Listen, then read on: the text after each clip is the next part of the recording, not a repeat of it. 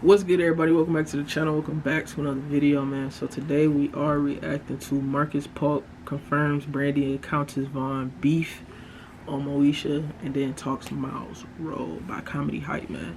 So I don't know, it's just like 90s beef hit different than beef now, you know what I'm saying? Like 90s, like, just to, because I guess like since we're so fucking live all the time in real time, and we see something as soon as it fucking happens because people pull out their phones, they're live now, it's fucking spreading like a disease, and you can see it literally 2 minutes before a nigga body dropped the ground after being shot. Like it's crazy, you feel what I'm saying? But to just, I don't know about some shit you really wasn't there for, you know what I mean? Like, you're just curious, you just like, damn, Moesha, Parkers, because the Parkers my shit. Nigga, you see? Wait, hold on. You see this shit? Stop playing with me right now. That's, come on now. Come on now. That's what I'm watching right now in the background. Nigga, like, be for real right now. So, let's just get into this, man. 3, 2, 1. The beautiful thing about working on the Moesha set is I grew up around a bunch of real people. And as a kid star, around people who that Cuban nice though. I had great examples of people that look motherfucking nice. William Allen Young, Shirley Ralph, class acts, you know. Shirley Ralph, man, they were kind of like our, you know, general and lieutenants kind of the set, if you would say. Hell yeah, I believe it. Soldiers out there, but they were the old heads, so they already brought a certain amount of class, humbleness to their careers that they have had already. We had a bunch of auditions for that, and Little Miles. Scrap between me. Sorry, Burton. I just didn't want to go to Arizona. Crazy, I think they were saying, like, that was trying to squeeze in to get that Miles role. Like I said, I was on a hot streak, and Ralph Farquhar and the people who were coming in to build that show, they knew how to make an all-star team, and they knew what a star was. So I was fresh, but they knew when I came in that room for Miles that I came to work. I came to nail that stuff, you know. Later on, building on that character.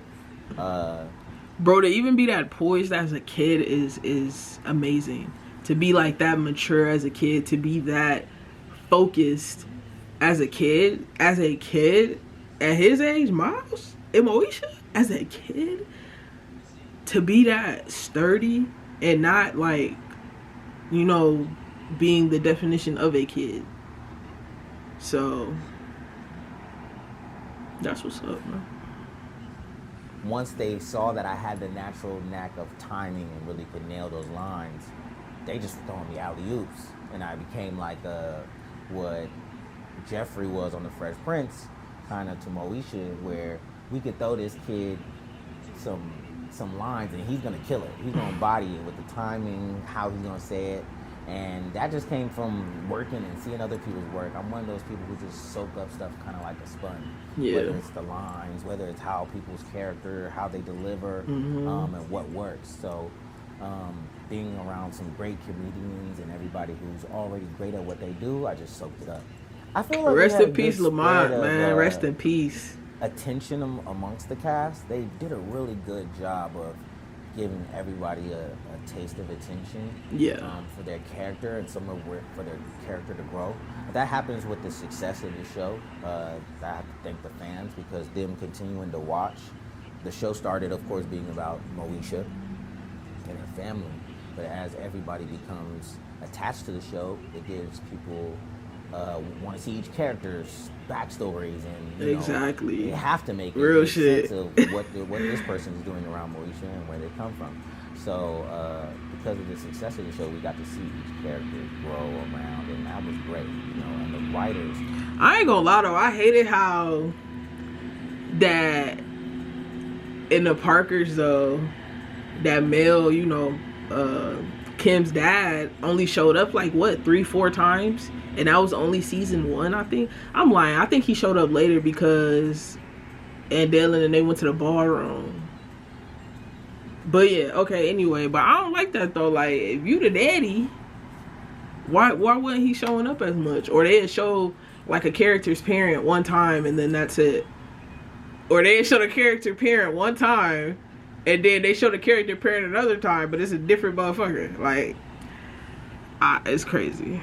We just had a big talk on Clubhouse, and the writers really poured their hearts out into the show, really put a lot of their own stories, a lot of their own experiences into it, and that's what made Moesha a really great show, because it was dealing with real situations and stories. Of course, it's coded with the television hoorah on top of it to make it good for TV. Of course, They did a dramatized. great job of taking real situations, putting them on the show, and attaching it to characters, and letting us live it out and do our thing. Like all situations, if you're growing like a family, people butt heads. You know, whether it's sisters, brothers.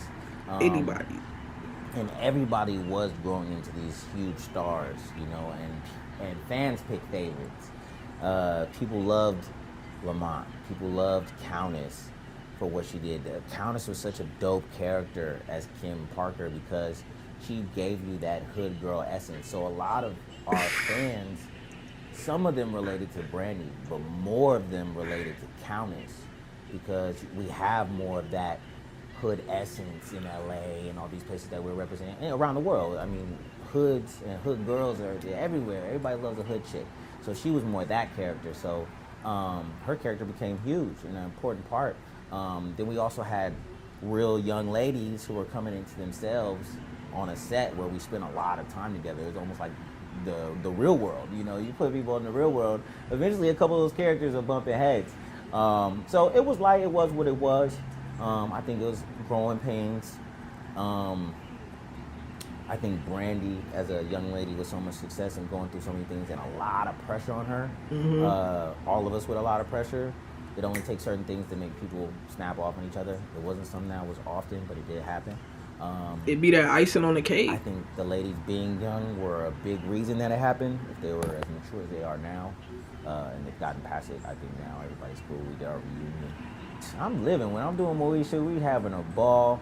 Not only that, hey, you know they gotta add that in. So tell us your perspective on the beef between Moesha and Kim Parker, Countess, Vaughn, and Brandy Norwood. You know what I'm saying? But I mean, it is what it is. You feel me? Just like niggas still be interested in the beef between Biggie and Pac. You know what I'm saying? Like, everybody's beef is still gonna resurface. They still talk about Floyd Mayweather and fucking 50 Cent beef. You know what I mean?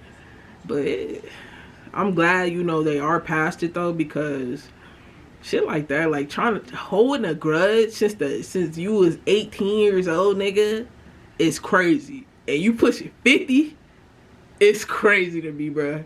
Like, something wrong with you. You're sad. It is. You're sad. You need help. You need therapy. Seek it, please. I'm telling you because I love you. You feel me? But nah, real talk though. Like, don't be holding them grudges, because that shit don't do nothing but eat you up, make you bitter, especially for that long. Like, hell no. Nah. But at the end of the day, they came out with iconic ass shows that people love. I seen Monique though make a post saying like they trying to get like their rights or whatever from the Parkers, because she said like her and Kim Parker, I don't know why I keep want to call this girl Kim Parker, but her and Countess Vaughn are the Parkers. You know what I'm saying? So she trying to get some shit. I was like, damn, like, but you know, they make black people work for everything. No matter if you was the goddamn star, they make you motherfucking work for it. But you have to let niggas know, like, you're not about to play with me or my money or my time. You feel me? Like, be serious right now. I'm getting opportunities to still stick and move, doing different things. Did a couple movies while I was doing Moesha, smaller ones that I had some guest spots on. A lot of commercials, and keeping myself busy in between Moesha, so it was cool. It's just so much success. That's dope, bro. At that age, man. You know, we made it to 100 episodes and beyond that, so it was just such a wild ride. It was great. We saw a lot of shows come and go that were some good shows, and it was just like we were standing strong. So it was a great thing, you know. We beat Star Trek one week in ratings, which was like huge, and that's when we knew that we had like a huge show. But Ralph was like day one, the pilot. You know, they've been in the business forever. They knew we had a hit show. Third season for us is just that turning point for most shows where you know if you're gonna be going to continue or not. So we were still a hit at the third season, and we got to ride it out. Definitely different. Trying to balance first school and having a full-time job. It was tough because the teachers that work for you, you know, at the school, they don't really want to have to do any extra work.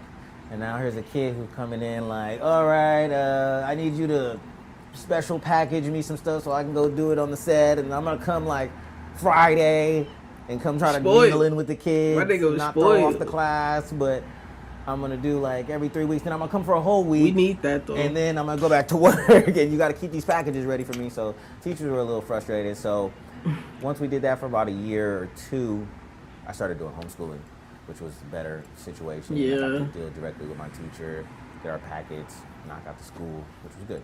I always found a way to find kids that were my age to hang out with. Had friends from, I play a lot of sports, so even when I was doing Moesha, I still play sports. If I was on contract, I had to play basketball. I couldn't play football because it was physical, so I would do basketball and whatever other sport I could do to keep me busy and occupied with other kids. Oh yeah, cause I was about to say, cause I'm thinking like, okay, but then at that age, yeah, cause nigga, I hope a kid not like, or you on the basketball court and shit, it ain't that serious, Mike. It ain't that serious. But yeah, man, shit crazy. Stop beefing, make money, get money, do something with your life. Put all that anger and built up strength and energy into starting a goddamn business.